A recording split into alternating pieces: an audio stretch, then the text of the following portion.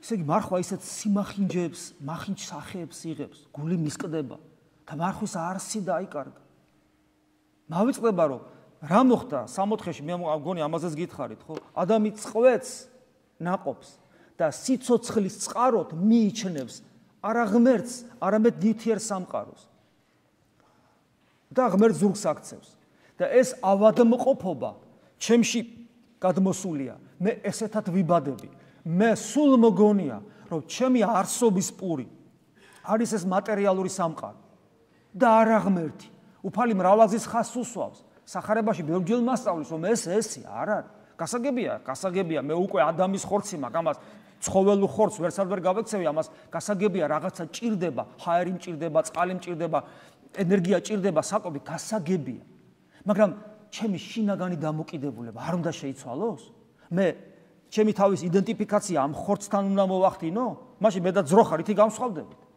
ხო უნდა მოვახდინო ჩემი თავის იდენტიფიკაცია არა ხორცთან, არამედ იმ უკვდავებასთან, რომელიც ჩემშია. ხო და აი ეს კიდე მასწავლის მე რომ ჩემი ცნობიერება შეიცვალოს, არ მქონდეს ისეთი როგორც ადამს დაემართა, რა მას ადამი გახდა, როგორც ადამს ქონდა, რაც ეს მოიმოქმედა, რომ სიცოცხლე ღმერთი, ანუ მარადიული არსება. ვიქნებიო რის გარეშე? ღმერთის გარეშე, თუ ამ სამყაროს გამოვიყენებ საჭმელად და ენერგიის წყაროდ და შეჭამ. და დღეს მე ესე ვცხოვრობ. დღეს მე ჩემს ადამიანებმა ღმერთობა რა იციან, რა არის არიციან, მაგრამ ბედნიერება, ამ შემთხვევაში ღმერთობა და ბედნიერებას თუ სინონიმებად წარმოვაჩენთ, ბედნიერება ხო უნდათ. სიცოცხლე და არსებობას აიგივებენ, მაგრამ აი სიცოცხლეს უწოდებენ არსებობას, მაგრამ ხო უნდათ და რასაკეთებენ ამისათვის? ცდილობენ, რომ აი ამ ცხოვრებიდან მიიღონეს და მოიხვეჭო. და რა გამოდის კი ვიცით, ადამიანი ჩადის აფლავში და რა ხდება კი ვიცით და მანამდე კიდე სანამ მოკვდება თუ დაბერდა კიდე რასებს გავსება, ესეც ვიცით, ჩვენ ეს ყველაფერი ვიცით, მაგრამ სანამ ადამიანი ცოცხლობს, გონება ებინდება და ამაზე არ ფიქრობს და ვერ ხვდები. აი, მარხვა მასწავლის, რომ ის დარღვეული ორიენტირი გასწორდეს, 180 გრადუსით არის შეტრიალებული და კვლავ შეტრიალდეს და მივხვდე, რომ პური არსობისა არის არა ეს სამყარო, არამედ ცოცხალი ღმერთი. გასაგებია კიდე ვიმეორებ, ჩემს დაცემულ ბუნებას ჭირდება ეს ენერგია, აქაურიც, მაგრამ შინაგანი ორიენტირი უნდა შეიცვალოს, დამოკიდებულება, мотиваცია, ხედვა უნდა შევცვალო. ზოგ შემთხვევაში ეს შინაგანი ორიენტირი და ხედვა სასწაულს ახდენს. და ჩვენ ვიცით, წმინდა მამები, მაიგივე მარია ბეგვიპტელი გამახსენდა, შიომღვიმელი გამახსენდა ჩვენ. პრაქტიკულად აღარ იკვებებოდნენ. ეს სასწაულია. ჩვენ სასწაულს არ ველოდებით, მაგრამ შინაგანი დამოკიდებულება თუ შეიცვალა ორიენტირი, მაშინ უკვე ადამიანის მეტამორფოზა იწყება. ამიტომ ცოდვა შეიძლება ესეც განიმარტოს, როდესაც შენთვის პური არსობის, ანუ ბედნიერების და სიცოცხლის წყარო არის ეს სამყარო, შენ ცოდვაში ხარ. როცა შენთვის ბედნიერების და სიცოცხლის წყარო იქნება ღმერთი, მაშინ შენ ნელ-ნელა გამოდიხარ ცოდვიდან. აი ეს არის არსი მარხვის. ამიტომ შენ როცა მარხულობ და როცა შენ ორგანიზმს აკალდება და ცოტათი ხშია და ეს ასკეტური შიმშილი ეს უნდა განიცდებოდეს როგორც ხსოვნა ღმერთისა, როგორც ნამდვილი არსობის პურის. დამოკიდებულება სწორე თუ არ იქნა, ბუდისტებს აჯობებ შენ მარხვაში?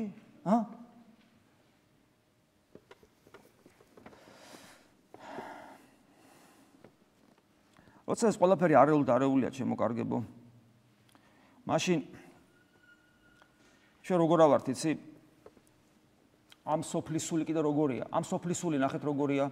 აი უსმინეთ პოლიტიკოსებს. აქაც ჩვენ საქართველოში, სხვაგანაც, წარსულშიც, მომავალში წესეთები იქნებიან, რაღაცისკენ მიდიან. ლოზუნგები, მოწოდებები, იქნება პარტიები, თითოეულა გონიერი გამოერევა და რაღაცა სიტყვის, მაგრამ ძირითადად აი როგორი ვინც საბჭოთის მოქალაქენი ვართ, ყოფილი გახსოვთ, ხო? რისკენ ისწრაფოთ? რაღაც გაურკვეველი ძიება, მიზანიც გაურკვეველია, გადადღაბნილი რაღაც. ან აშკარა სიცრუე ეუნებიან, იგდევს, მიხვალა ვირს რომ ბალახს დაუკიდებენ და ვირი რომ მირბის. ან ესე 80 წელს კომუნიზმი იქნებაო. ან ესე ან კიდე რაღაც გადადღაბნილი, მაგრამ რაღაცა მირბიხარ და მიდიხარ და ასეთივე ვირის მდგომარეობაშია კაცობრიობა და რაღაც ბალახი დაკიდებული ხანდახან ბალახსაც არ გაჩვენებენ. გაურკვევლობა, სრული გაურკვევლობა. ეს სხვათა შორის ეს სრული გაურკვევლობა მარტო პოლიტიკოსებს არა აქვთ. ამას სოფლის სულის თვისებაა ეს და ამას სოფლის სულით დაავადებული არა მარტო პოლიტიკოსები არიან. არამედ ყველა ეს რელიგიური თუ სოფხედელობრივი მიმდინარეობები, რომელიც ამას სოფლის სულიდან არიან ამოსდილები და არ არიან ღვთაებრივი, ან შეიძლება დემონურიც იყვნენ. აი ხოლო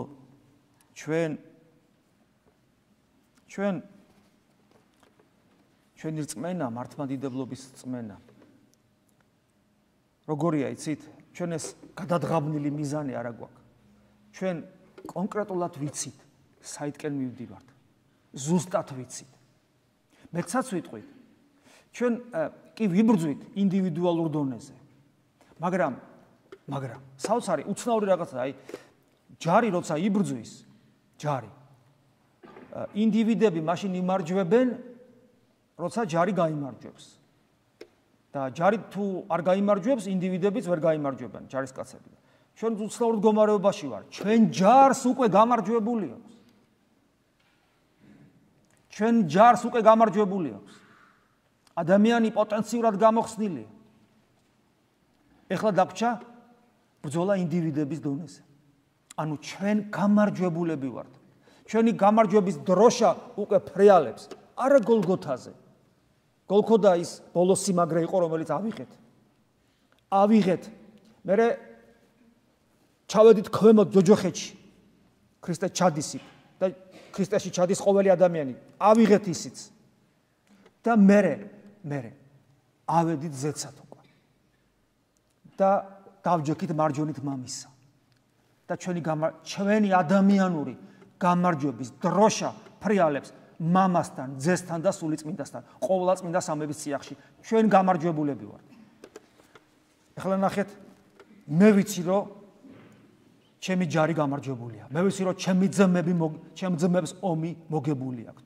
მე ვიცი, რომ ჩემი გამარჯვების დროშა უკვე იქ ფრიალებს და მე ისიც ვიცი, რომ მე მელოდებია. ესე იგი რაღა დამჭა. მე ვიომო და რა უნდა ვიომო? როგორ უნდა ვიომო? სასწორზე ვდგავარ, ან მოვიგებ, ან წავაგებ, არა. მე ვიცი, რომ თავარი მინდოდეს და უკან არ დავიხიო, 100%-იანი მოგებული მაქვს ომით. ესე იგი რა, უღირსი და უნდილი უნდა ვიყო, რომ ფარხმალი დავყარო, ხელები ჩამოვყარო და ეს ბრძოლა არ მოვიქო, რომელიც უკვე გამარჯვებული და მოგებულია. მხოლოდ ჩემი სურვილია საჭირო და ამ სურვილისათვის მაქსიმალური ჩემი ბრძოლის უნარიანობა უნდა გამოვავლინო და რომც ვიფიქრო, რომ შეიძლება გამჭყლიტონ და გამსხისონ, მაინც მოვიგებ. იმიტომ რომ მე უკვე გამარჯვებული ვარ. აი ეს არის და როცა მე ეს ვიცი, წარმოიდგინეთ, როცა მე ამ შემართებით ვარ, რამ უნდა დამხიოს უკან, რამ უნდა შემაშინოს, რამ უნდა დამდგუნოს. ჩემთვის გაუგებარია და აი ეს ყველაფერი თლიანობაში არის მართლმადიდებლობა და როდესაც ჩვენ გავიაზრებთ მართლმადიდებლობას და ზეიმი იყო მეთქი მართლმადიდებლობისა, ზეიმი ნიშნავს, რომ გვიხარია და ჩვენ აი ეს გამარჯვება, უკვე გამარჯვება გვიხარია.